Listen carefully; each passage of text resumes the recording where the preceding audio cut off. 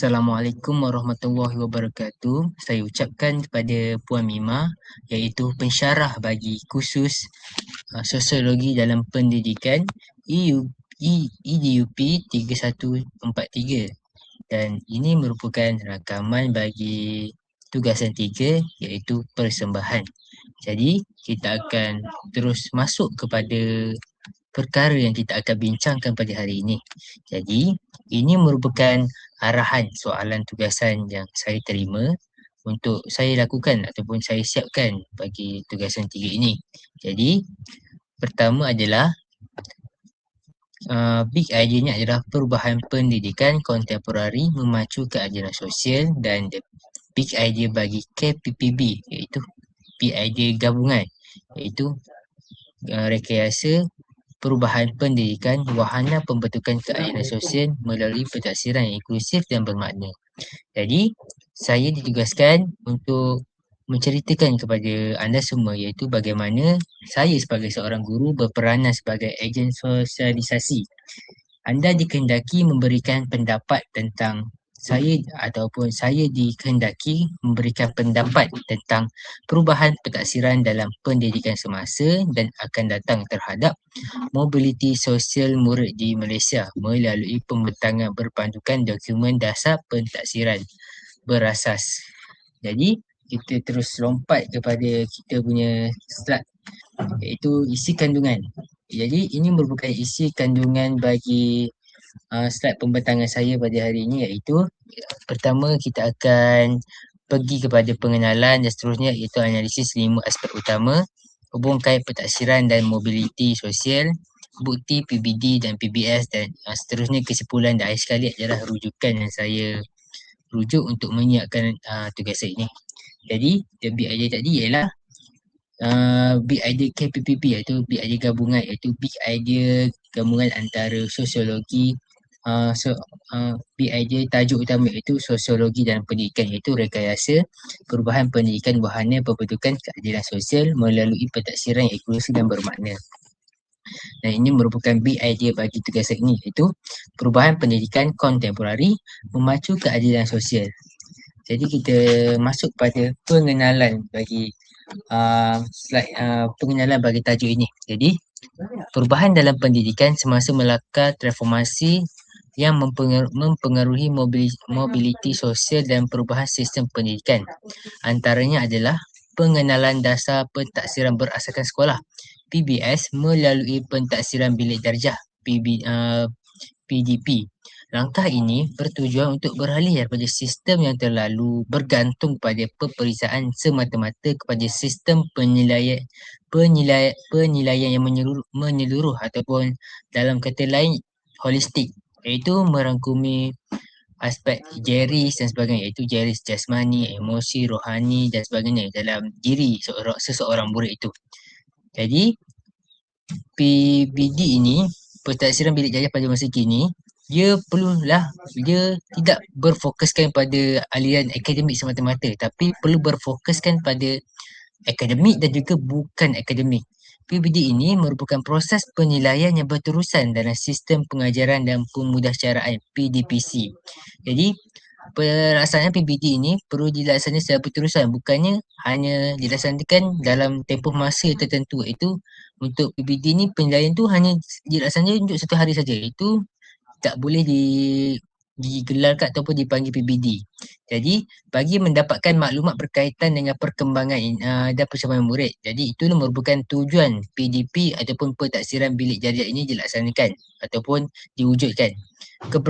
Keberkesanan ini bergantung kepada pengalaman 5 teras yang perlu diambil peduli, iaitu bagi mewujudkan kemenjadian murid yang sebenar, iaitu kita sebagai guru perlu mengamalkan 5 teras yang kita akan pelajari selepas ini untuk kita mewujudkan pentadsiran ataupun penilaian PBD yang berkesan untuk menjamin kemenjadian murid-murid yang kita ajar. Jadi kita terus masuk. Kita dah kenal apa yang kita akan ceritakan dalam slide pembentangan ini. Jadi kita terus masuk. Apakah itu PDP ataupun pentadsiran berasaskan bilik darjah? Jadi Pertaksiran berasaskan bilik darjah ini definisinya adalah proses berterusan dalam sesi PDP iaitu pembelajaran dan pengajaran untuk mendapatkan maklumat perkembangan, kemajuan, kebolehan dan pencapaian murid. Dimatapkan lagi selari dengan pemasuhan peperiksaan pusat. Jadi, seperti yang kita tahu, PDP ini diwujudkan kerana terdapatnya ataupun KPM, pihak KPM telah memansuhkan peperiksaan pusat UPSR dan PT3 bagi untuk menumpukan ataupun untuk beralih kepada matlamat seterusnya PDP ini iaitu memberikan tumpuan kepada potensi murid secara menyeluruh holistik. Jika kita tengok kalau murid tu hanya berfokuskan kepada peperiksaan, dia akan menjejaskan lagi ataupun membantukan kemahiran ataupun kemenjadian murid itu kerana peperiksaan ni seperti kita tahu peperiksaan ni hanya berfokus kepada grade semata-mata dan bukannya secara menyeluruh ataupun secara mendalam lagi. Jadi ciri-ciri utama PBD ni adalah dia adalah berterusan iaitu berlaku sepanjang tahun dari tahun 1 hingga tingkatan 5 iaitu PDP ini dia tidak terhenti terhadap satu tahun saja tapi dia akan berterusan daripada tahun 1, tahun 2 dan seterusnya iaitu dia akan dinilai oleh guru itu akan menilai seseorang murid itu secara berterusan dan tidak terhenti untuk satu tahun saja. Jadi kedua adalah holistik iaitu PDP ini dinilai ataupun unsur PDP ini dinilai secara holistik iaitu kognitif, psikomotor, jasmani, emosinya, rohaninya bagaimana. Jadi kognitif contohnya kognitif akan diuji PDP ni dari segi kognitif akademik. Jadi efektif adalah nilai ataupun sasiah dan psikomotor mungkin daripada fizikal ataupun kemahiran dia. Dan yang ketiga adalah autonomi guru. Guru mata pelajaran menentukan tahap penguasaan berdasarkan pemerhatian, lisan ataupun hasil kerja. Jadi gurunya akan menetapkan ataupun menilai murid-murid itu. Jadi seperti kita tahu sekarang apabila guru nak menilai seseorang murid itu, guru tu boleh menggunakan TP, tahap penguasaan untuk mengelaskan di manakah tahap pengetahuan ataupun penguasaan murid tersebut terhadap sesuatu topik yang diajar. Jadi PDP ini dia ada dua kaedah peperiksaan ataupun yang lebih lazim atau kita panggil atau formatif ataupun sumatif iaitu merangkumi kuis, projek, pembentangan, ujian bulanan dan tugasan harian. Jadi seperti kita tahu sumatif ni dia merujuk kepada hanya diuji untuk ketika sahaja iaitu sumatif ni diuji di akhir tahun manakala formatif ni diuji secara berterusan. Jadi yang kedua adalah tahap penguasaan yang saya cakap tadi. Tahap penguasaan ni penting sebagai guru untuk kita tahu supaya kita sebagai guru dapat mengelaskan tahap pengetahuan murid-murid tersebut. Jadi kita tengok ada tahap 1, TP1 iaitu hanya tahu, TP2 tahu dan faham, TP3 tahu, faham dan boleh buat dan TP4 beradab terpuji dan sebagainya. Jadi mengapa PDP ini penting? Untuk mengenal PDP ini seperti saya cakap tadi, tujuan utama ataupun dia punya main main point untuk kita laksanakan PDP ni adalah untuk pasti ataupun menilai murid ini secara menyeluruh dari segi rohani, kognitif, psikomotor dan sebagainya. Jadi bila murid tu dinilai secara menyeluruh, murid tu cikgu akan dapat mengenal pasti kelemahan murid itu. Mungkin ada murid ni lemah matematik, mungkin ada murid ni lemah dalam segi fizikal dan sebagainya. Jadi guru dapat membantu murid yang tercicir dengan lebih cepat tanpa menunggu hujung tahun. Yang seperti kita tahu sebelum adanya PDP ni kita hanya berfokuskan pada peperiksaan akhir tahun saja dan kat situ perkembangan murid itu penilaian perkembangan murid itu kita tak dapat tengok atau lebih kita kena senang kata adalah terbantut.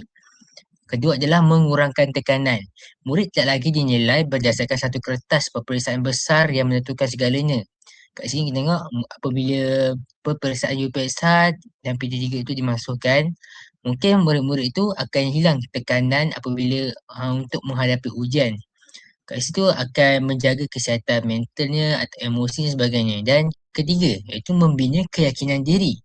Memberi peluang kepada murid yang lemah dan dalam teori untuk membuktikan diri mereka dalam pelbagai lagi kemahiran, iaitu seperti praktikal ataupun praktikal, kreativiti dan sebagainya.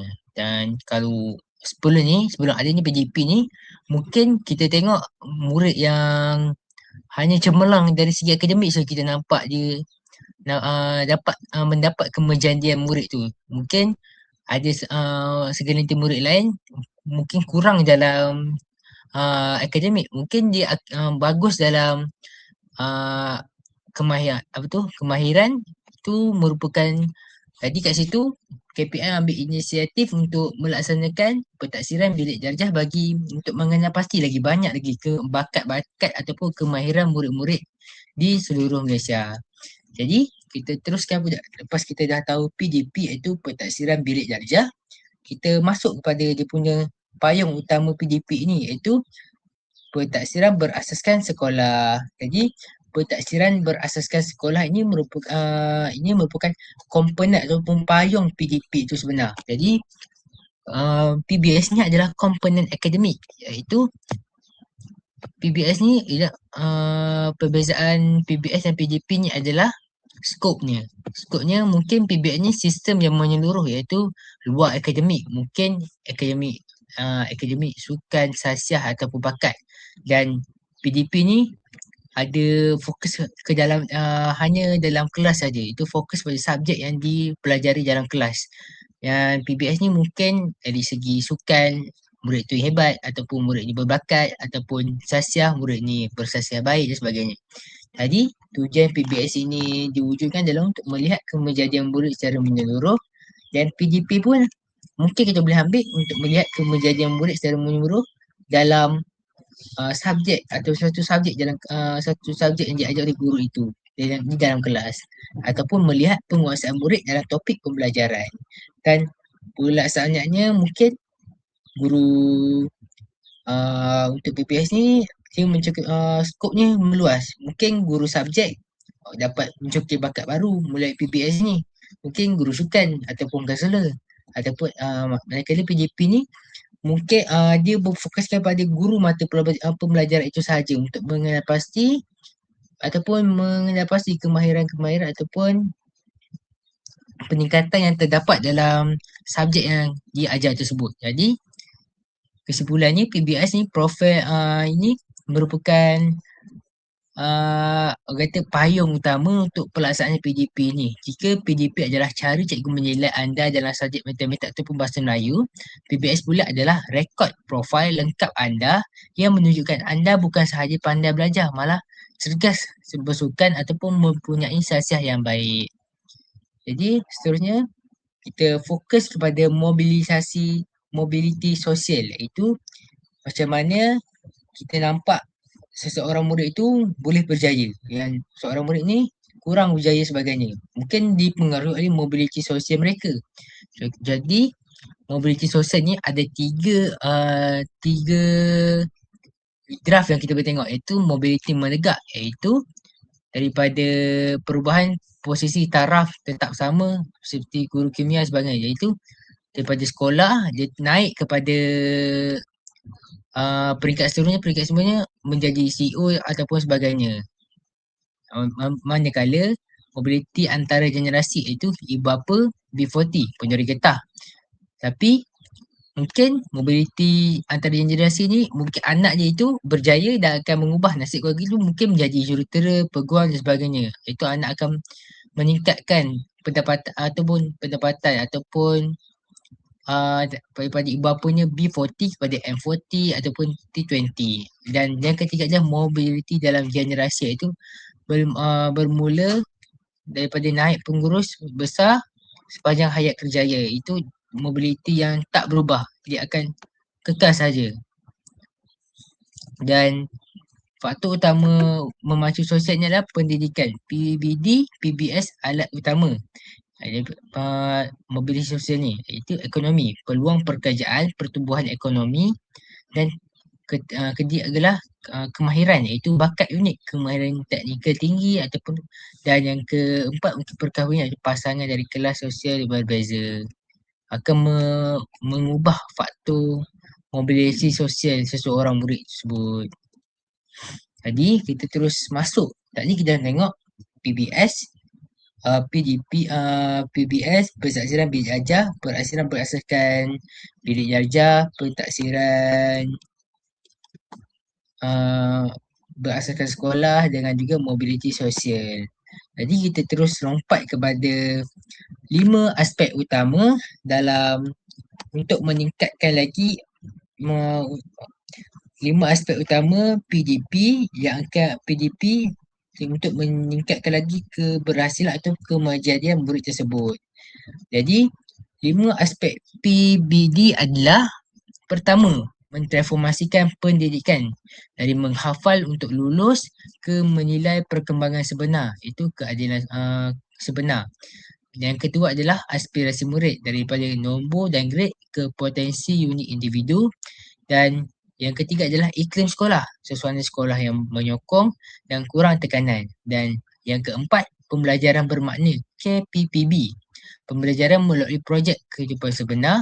Dan yang terakhir adalah inovasi pendidikan, alat digital dan pentaksiran alternatif Jadi, pertama, komponen yang pertama untuk mewujudkan PDP yang berkesan adalah mentransformasikan murid. Mentransformasi murid ni iaitu kita boleh kecilkan lagi skopnya adalah untuk melahirkan model insan yang holistik. Holistik dari segi garis, rohani, jasmani, emosi dan sebagainya. Jadi transformasi untuk definisinya, transformasi murid ni adalah merupakan anjakan paradigma daripada pembelajaran berorientasikan peperiksaan kepada pembangunan potensi menyeluruh, melahirkan model insan yang seimbang dari segi intelek, rohani, emosi, jasmani dan menepati cabaran abad yang ke-21. Jadi, apakah maksud anjakan paradigma pembelajaran itu daripada penerima pasif kepada pembelajaran aktif? Murid kini kita nampak sekarang perubahan yang ketara antara PDPC perubahan PDPC yang ketara iaitu murid bukan hanya sekadar dengar ataupun chop and talk sahaja sekarang, tapi murid sekarang akan merancang apakah aktiviti merancang ataupun menjana idea terhadap aktiviti yang guru berikan, iaitu murid kini terlibat dalam penyelesaian masalah PBL dan berani berfikir secara kritis dan penilaian berasaskan karakter dan bakat dan persediaan masa depan 6C dan digital, iaitu penguasaan kemahiran 6C, kreativiti, pemikiran kritis, kolaborasi, kewarganegaraan dan sasiah. Ini merupakan fokus untuk aspirasi murid, iaitu meningkatkan kepuasan murid dan menguasai kemahiran insaniah yang kritikal yang akan kita tengok sebentar sahaja nanti, iaitu. Dan yang terakhir adalah literasi digital sebagai pencipta. Kita tengok sekarang pada era globalisasi ini, penggunaan teknologi digital perlu dititik beratkan supaya murid-murid itu akan murid-murid itu akan nampak celik digital, tidak mudah ditipu, dapat menggunakan teknologi dengan sebaiknya dan sebagainya. Itu akan meningkatkan lagi nilai moral dalam penggunaan teknologi seseorang murid tersebut. Jadi murid ditransformasikan daripada sekadar pengguna kepada pencipta teknologi ataupun inovasi digital. Jadi tengok daripada transformasi digital ni, kita akan tengok cara pelaksanaan PDP yang sesuai ataupun kita akan banding bezakan pelaksanaan PDP dalam PDPC yang lama dan yang baru. Jadi transformasi murid dan PDP pentaksiran bilik darjah adalah sangat akrab. Jika transformasi murid adalah destinasi, matlamat meraihkan modal insan holistik, maka PDP adalah kenderaan ataupun mekanismenya. Pada zaman sekarang, PDP bukan sekadar ujian kecil di dalam kelas, tetapi alat utama untuk memacu perubahan profil murid. Kat sini kita tengok, jika PDP itu berjalan dengan lancar, maka kemenjadian murid tu akan nampak. Ya, akan nampak. Jadi kita boleh umpamakan PDP ni kenderaan yang akan membawa murid itu kepada suatu tempat ataupun kejayaan. Jadi kita tengok perbezaan antara PDP yang lama dan juga yang baru. Yang lama lebih penilaiannya lebih kepada mengejar grade semata-mata. Itu murid belajar untuk lulus peperiksaan dan mendapatkan A semata-mata dan bukannya untuk tujuan lain. Jadi kat sini kita nampak mungkin kaedah seperti dulu, mungkin guru hanya mengajar murid-murid tersebut untuk hanya skor dalam ujian sahaja, bukan untuk diterapkan dalam dunia sebenar. Kat sini kita nampak lihat mungkin murid itu akan menghadapi masalah bila dia akan ke dunia sebenar nanti. Bila ilmu yang disampaikan hanya sebagai teori sahaja, bukannya untuk diaplikasikan. Jadi mungkin PDP yang barunya akan ataupun penyelesaian barunya akan berkesan, itu mewujudkan tahap penguasaan, iaitu daripada TP1 hingga TP6. Murid belajar untuk faham dan mahir dalam suatu standard kandungan bagi memudahkan murid mengimplementasikan pemahamannya kepada dunia luar. Jadi kat sini bila guru ni menggunakan kaedah TP1 hingga TP6 ni, guru tu dapat melihat perkembangan ataupun perkembangan murid tersebut daripada satu kepada TP1 kepada TP2, TP2 kepada TP3 dan sebagainya. Dan juga apabila guru dapat mengelaskan murid tersebut terhadap dalam tahap penguasaannya, guru tu dapat mengenal pasti cara untuk menyelesaikan masalah yang dihadapi oleh murid-murid tersebut. Jadi seterusnya, mungkin PDP itu hanya bersifat sumatif. Itu peperiksaan itu hanya bersifat sumatif, itu lama, itu bersifat sekali jalan saja, one off. Nasib murid ditentukan oleh kertas ujian selama 2 jam sahaja. Mungkin kat sini pembelajaran dulu ataupun penilaian dulu hanya berfokuskan kepada exam semata-mata. Kat sini kita nampak lihat mungkin murid tu akan menerima tekanan yang sangat tinggi apabila perlu skor untuk satu kali percubaan saja dalam peperiksaan. Dan untuk penilaian baru mungkin formatif, PBD yang berbentuk formatif, iaitu penilaian bersifatkan berterusan, iaitu murid tu akan nilai secara berterusan, iaitu contohnya setelah habis kelas guru boleh memberikan murid tu kuis ataupun sebagainya untuk guru tu menilai secara segera murid-murid tersebut pada setiap hari untuk melihat perkembangan pengetahuan murid-murid tersebut terhadap subjek yang diajar. Jadi mungkin yang terakhir untuk banding beza antara PBD dalam aspek transformatif ini adalah PBD lama mungkin bersifat pasif, iaitu murid hanya bekas kosong yang menunggu diisi dengan oleh guru dari duduk dengar saling hafal sangat dominan. Manakala PDP yang baru ni, murid tu akan menggerakkan sesi pembelajaran tersebut, iaitu murid adalah rakan pembelajaran. Mereka perlu membentangkan idea, bekerjasama dalam kumpulan dan mencari maklumat sendiri, pembelajaran kendiri. Iaitu kita boleh nampak kaedah lama ni lebih berpusat kepada guru, manakala kaedah yang baru ni lebih berpusatkan kepada murid. Jadi dalam transformasi sosial ni terdapat keadilan sosial yang perlu kita ketahui, iaitu dalam sistem lama yang berasaskan keperiksaan, keadilan sering disalahartikan sebagai memberi kertas soalan yang sama kepada murid. Namun PDP membawa perspektif keadilan yang tinggi, iaitu equity. Jadi apakah keadilan sosial yang kita dapat lihat kat sini? Jadi mengiktiraf kepelbagaian kecerdasan, equity dan equality. Menurut Ashi, Arianti, Nuzulia dan Suwandi 2025, PDP memberikan peluang yang adil kepada semua murid untuk dinilai secara kekuatan sebenar mereka. Contohnya, murid yang lemah menulis karangan tetapi hebat dalam berhujah dan membina model projek tetap yang boleh mencapai tahap penguasaan TP yang tinggi. Ini adalah keadilan bagi murid yang mempunyai gaya pembelajaran yang berbeza.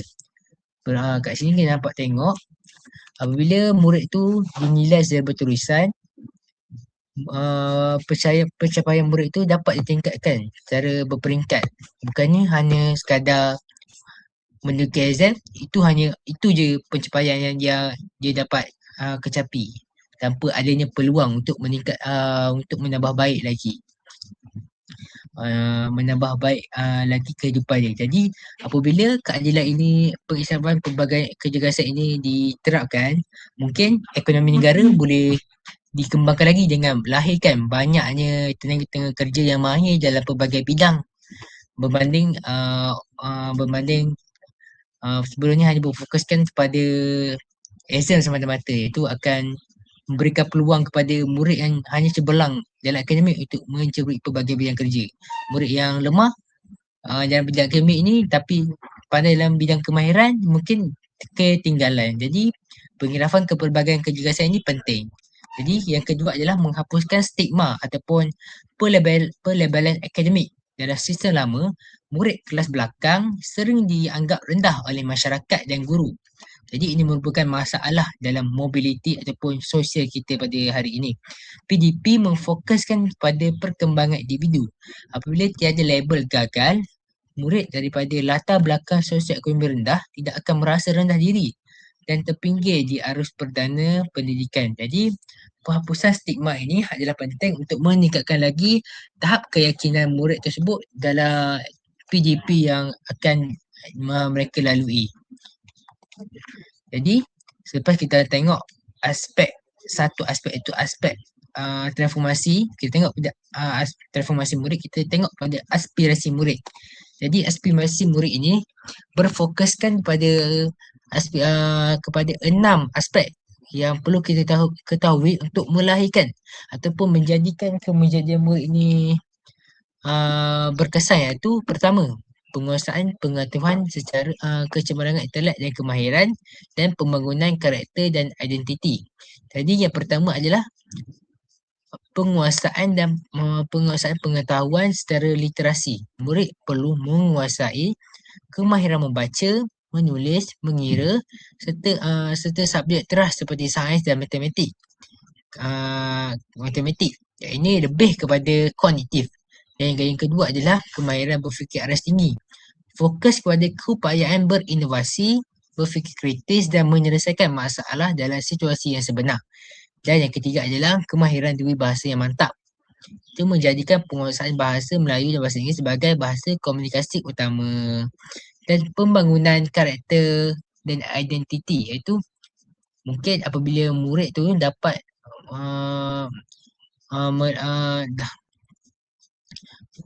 dapat menerapkan 6 aspek dalam aspirasi murid itu, mungkin murid itu dapat menjadi pemimpin dan pemimpin cemerlang, itu mempunyai daya tahan dan keupayaan bekerja secara berpasukan untuk menerajui masa hadapan. Dan yang kelima adalah etika dan kerohanian yang teguh, iaitu membentuk individu yang berakhlak mulia dengan nilai integriti dan pegangan moral yang tinggi. Dan yang terakhir adalah identiti nasional dan patriotisme, iaitu perkara yang sangat penting untuk diterapkan dalam diri murid-murid itu agar lahirnya sifat, orang kata, sayang akan negara mereka, itu menanam semangat bangga menjadi rakyat Malaysia tanpa mengira latar belakang sosioekonomi. Jadi kita akan lihat apakah untuk melahirkan aspirasi murid ni, apakah yang perlu kita laksanakan dan apakah yang ataupun kaedah yang lama yang kita perlu buang. Itu lama mungkin pemimpinnya hanya dipilih melalui jawatan sahaja, iaitu mungkin pemimpin akan dipilih dalam kalangan pengawas sekolah sahaja untuk mengetuai kelas, mengetuai kumpulan pembelajaran dan sebagainya. Jadi kat sini wujudnya ketidakadilan kat situ apabila murid yang biasa tidak diberikan peluang untuk memimpin ataupun memimpin sesuatu kumpulan. Jadi kaedah yang baru ini adalah murid diaspirasikan untuk mempunyai sifat kepimpinan melalui aktiviti kumpulan dalam PDP, iaitu mereka belajar bekerjasama, berkomunikasi dan menyelesaikan mempunyai daya tahan resilience untuk menyelesaikan sesuatu masalah yang diberikan. Kat sini kita nampak lihat apabila kaedah baru ni dilaksanakan, semua murid dapat mempunyai peluang untuk mengasah tahap kepimpinan mereka. Kat sini kita akan nampak lihat bagaimana murid itu memimpin kumpulan ni, bagaimana murid itu berjaya memimpin kumpulan ni dan sebagainya. Kat situ akan melihat bagaimana adakah murid itu berbakat untuk menjadi pemimpin yang berjaya pada suatu hari nanti. Okey, seterusnya adalah skema linear, itu berfikir secara linear. Itu ikut skema jawapan. Dan baru, kebat, fokus pada kebat, kemahiran berfikir aras tinggi. Murid didorong untuk menjadi kreatif, kritis dan berani membuat keputusan sendiri. Dan keadilan sosialnya adalah membuka peluang melalui bakat bukan akademik. Iaitu apabila murid tu PJP mengiktiraf kemahiran seperti kepimpinan, kreativiti, komunikasi nafsi, apabila bakat dihargai, murid dapat koi susah berpeluang menunjukkan kelebihan dari kelebihan diri yang sebelum ini tersembunyi. Itu meningkatkan keyakinan diri mereka untuk bersaing di peringkat lebih tinggi dan seterusnya mengubah nasib keluarga melalui kerjaya yang berasaskan kemahiran insaniah, bukan hanya semata-mata akademik, kognitif atau kemahiran kognitif semata-mata. Dan keadilan yang kedua adalah merapatkan jurang keyakinan. Itu apabila murid daripada latar belakang kurang berkemampuan merasa diri mereka dihargai sebagai manusia, bukan sekadar nombor, mereka akan mempunyai aspirasi yang lebih tinggi untuk berjaya. Jadi secara langsung mereka tidak akan rasa terperangkap dalam kitaran kemiskinan mereka sekolah, memberikan mereka platform untuk membuktikan kepayaan sebenar mereka dalam pelbagai aspek. Jadi jika akan beralih seterusnya kepada iklim aspek yang ketiga, iaitu iklim sekolah. Sekolah ni memainkan peranan penting kerana sekolah ni ibaratkan seperti manusia. Itu iklim sekolah adalah karakter suasana hati yang dirasakan semua orang, iaitu siswa, guru, staf, orang tua ataupun seluruh fasiliti sekolah itu. Jadi apabila sekolah tu dijamin dari segi keselamatan, mungkin hubungan lingkungan pelajar ataupun sekolah itu dalam keadaan baik, ataupun guru, staf dan sebagainya itu dapat bekerjasama dengan baik, dia akan menghasilkan iklim sekolah yang baik dan juga akan mendorong kepada kemejadian murid. Berbanding dengan iklim sekolah yang buruk akan mendorong kepada kemerosotan akademik, kemahiran murid-murid tersebut. Jadi analisisnya, bila kita tengok kat iklim sekolah ni, apakah yang perlu kita buang ataupun kita lakukan perkara baru kita perlu terapkan untuk mewujudkan PDP yang bermakna, iaitu pertama adalah diskriminasi. Pada kemahiran pembelajaran sebelum ini, mungkin wujudnya diskriminasi, iaitu wujud stigma kelas pandai versus ataupun lawan kelas belakang berdasarkan keputusan ujian bertulis. Kat sini kita dapat lihat peperiksaan itu hanya akan berfokuskan kepada murid kelas pandai sahaja dan akan menjejaskan murid kelas belakang. Kat sini kita nampak lihat bagaimana pentingnya kita buang stigma ini, kerana setiap murid itu mempunyai peluang yang cerah untuk berjaya. Jadi kat situ kita sebagai guru dan pihak sekolah ataupun pentadbiran perlu mencukil bakat murid-murid tersebut dari segi kemahiran ke, akademik atau sebagainya. Bukannya hanya melabelkan murid itu kelas pandai ataupun murid itu kelas belakang. Jadi kemahiran ataupun kaedah pembelajaran yang baru yang kita perlu terapkan adalah inklusif, iaitu tiada pelabelan grade ataupun nombor yang seperti kita nampak sekarang. Dia berfokuskan kepada TP sahaja. Dia tidak hanya berfokus kepada grade atau A+, A tolak sebagainya. Setiap murid dihargai berdasarkan potensi unik dan tahap penguasaan murid tersebut. Dan dia punya keadilan sosial adalah kesamaan peluang, iaitu setiap murid itu akan mendapat peluang yang sama untuk berjaya. Bukannya hanya dilabel dengan grade yang lama, iaitu murid pandai, grade A, murid kurang pandai, grade C, D dan E sebagainya. Ini akan memastikan setiap murid tanpa mengira satu mendapat bimbingan scaffolding yang sesuai dengan tahap mereka dahulu. Dan yang kedua adalah demokrasi maruah, iaitu dulu murid yang tidak cemerlang akademik sering dipandang sepi oleh warga sekolah. Sekarang, iklim PJP memberikan keadilan maruah di mana murid yang berbakat dalam aspek bukan akademik seperti kepimpinan ataupun kreativiti turut diraihkan dan diberikan perhatian yang sama. Dan yang seterusnya adalah pembelajaran bermakna, iaitu pembelajaran bermakna ini akan mendorong kepada wujudnya kemenjadian murid itu sendiri. Apa itu pembelajaran bermakna? Pelajar mampu mengetahui, menghubungkan pengetahuan baharu dengan pengalaman sedia ada untuk menyelesaikan suatu masalah dunia ini. Jadi kompetensi yang perlu ada untuk pembelajaran bermakna ni adalah karakter, itu kecekalan, ketabahan dan pembentukan jati diri. Dan yang kedua adalah collaboration, iaitu bekerja secara berkesan dalam sesuatu pasukan. Dan yang ketiga adalah creativity, iaitu menjana idea inovasi yang baru untuk dinilai secara lebih sistematik. Dan juga yang keempat adalah critical thinking, itu menilai maklumat dan ujar secara objektif. Dan communication, itu menyampaikan idea dengan jelas dan menggunakan pelbagai mood.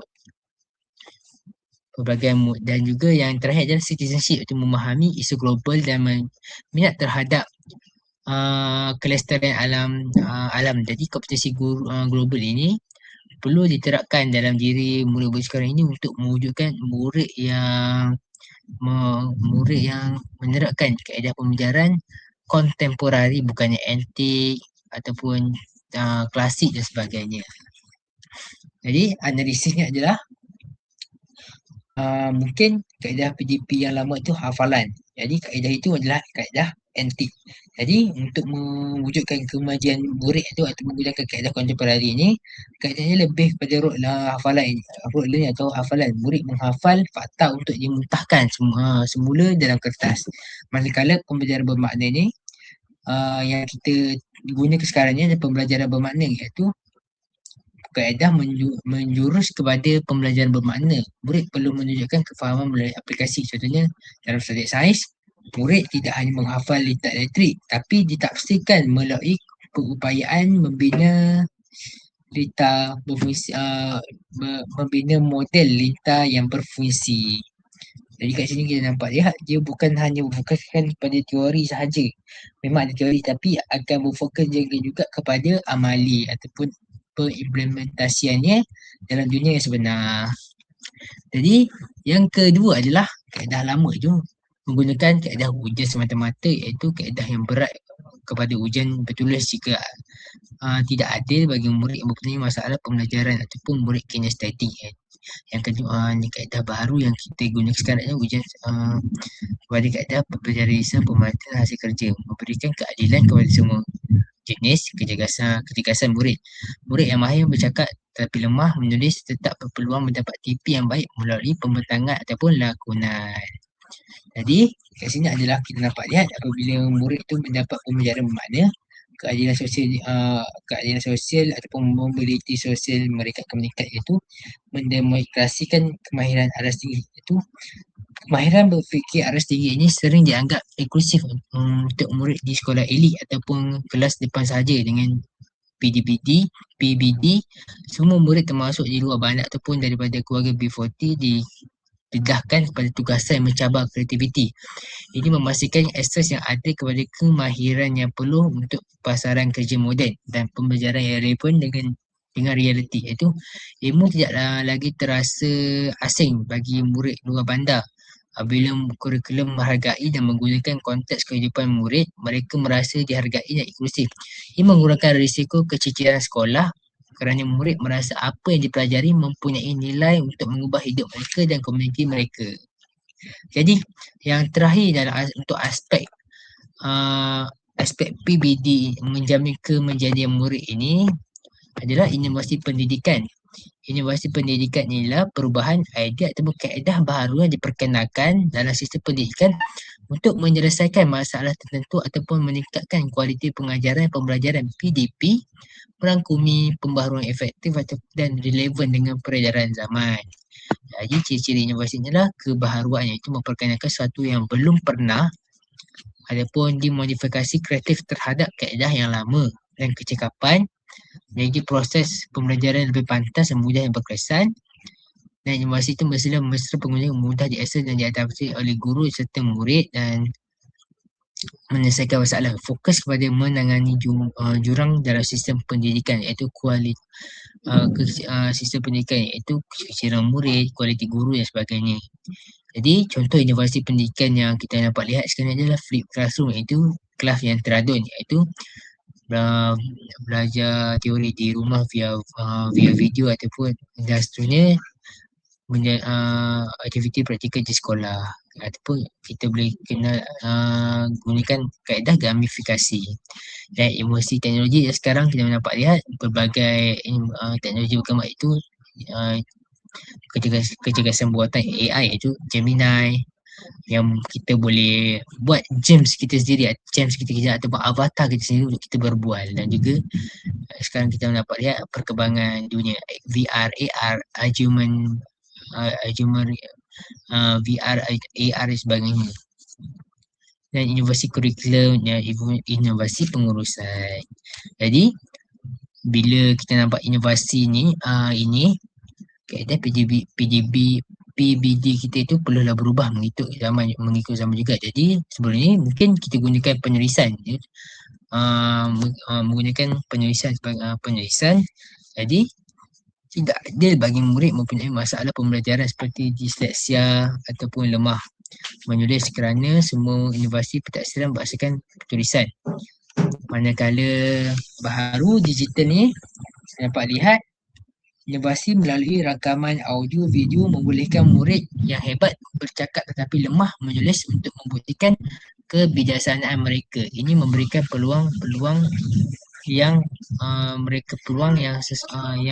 sama untuk berjaya. Jadi apabila inovasi itu berjaya inovasi pendidikan itu berjaya untuk mengubah tahap sosial ataupun mobiliti sosial ini akan mewujudkan keadilan sosial, itu merapatkan jurang digital iaitu inovasi PJP yang diwajibkan secara menyeluruh guru sekolah berbanding juga mula mengintegrasikan elemen digital dalam kelas. Ini memberikan akses yang adil kepada murid daripada latar belakang bifotik untuk mengenali alat teknologi. Kat sini bila guru itu menerapkan teknologi itu di dalam sekolah, semua murid dapat diberikan peluang untuk mengenali lebih lagi berkaitan alat teknologi yang digunakan itu, dan juga membuatkan murid itu tak tinggalan dengan peredaran zaman sekarang. Jadi yang kedua adalah kepelbagaian gaya pembelajaran, iaitu inovasi seperti penghasilan video yang pendek dan portfolio digital membolehkan murid yang lemah menulis tetapi hebat dalam berkata-kata atau menyertai media untuk menonjol. Ini adalah bentuk keadilan ataupun penilaian di mana murid diberikan pentas yang sesuai dan bakat mereka untuk membuktikan tahap penguasaan TP mereka. Jadi kat sini kita nampak lihat apakah hubung kait antara PBD dengan pembelajaran pada zaman sekarang ni. Jadi PBD ni yang berkesan ini pada zaman sekarang ni akan memecahkan tembok bias sosioekonomi, iaitu dalam sistem tradisional yang hanya bergantung pada peperiksaan bertulis, anak-anak daripada keluarga senang sering mempunyai kelebihan kerana akses kepada kelas tuition dan bahan rujukan tambahan. Pentafsiran inklusif ini akan mengalihkan fokus pada hafalan kepada penguasaan kompetensi. Apabila sekolah menilai kemahiran praktikal, kreativiti kepimpinan murid daripada keluarga susah dan mungkin tidak mempunyai sumber akademik di rumah tetap berpeluang menunjukkan melalui bakat semula jadi dan usaha dalam kelas. Dan hubung kait yang kedua adalah pengiktirafan potensi pelbagai, iaitu menurut Adriani et al. Kitaran kemiskinan sering berulang kerana sistem pendidikan yang terlalu sempit hanya mengiktiraf kecemerlangan akademik IQ semata-mata. Jadi impak inklusifnya dengan menilai aspek efektif sikap dan psikomotor, kemahiran fizikal dan teknikal, murid yang kurang cemerlang dalam subjek teoretikal tetapi hebat dalam kemahiran teknikal atau seni dapat diberikan pengiktirafan yang sewajarnya, dan mobilitinya. Iktiraf ini membolehkan mereka memasuki aliran TVET untuk meningkat lagi kemahiran mereka yang menjadikan peluang pekerjaan kerjaya pendapatan tinggi sekaligus membawa keluarga mereka daripada garis kemiskinan.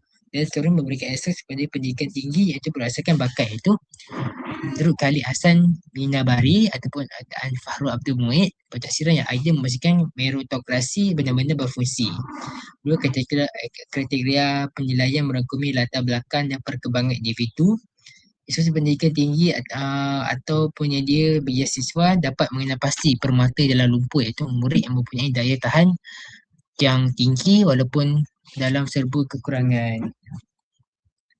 Dan kesimpulan kita dapat lihat di sini, transformasi pendidikan, aspirasi murid, pembelajaran bermakna, inovasi ini memainkan peranan yang saling tidak, itu sekolah ini memainkan peranan yang saling tak tumpah, itu saling melengkapi antara satu sama lain, iaitu pada yang fokus transformasi pendidikan itu menyebutkan perkembangan holistik murid, iaitu akademik bukan akademik, untuk menggantikan persaingan grade A, B, C dan C dan sebagainya. Dan yang kedua adalah peranan guru sebagai agen sosial, itu yang sifatkan perubahan pentadbiran, memastikan instrumen PDP bebas bias sosial budaya dan ketidaksamaan rataan peluang.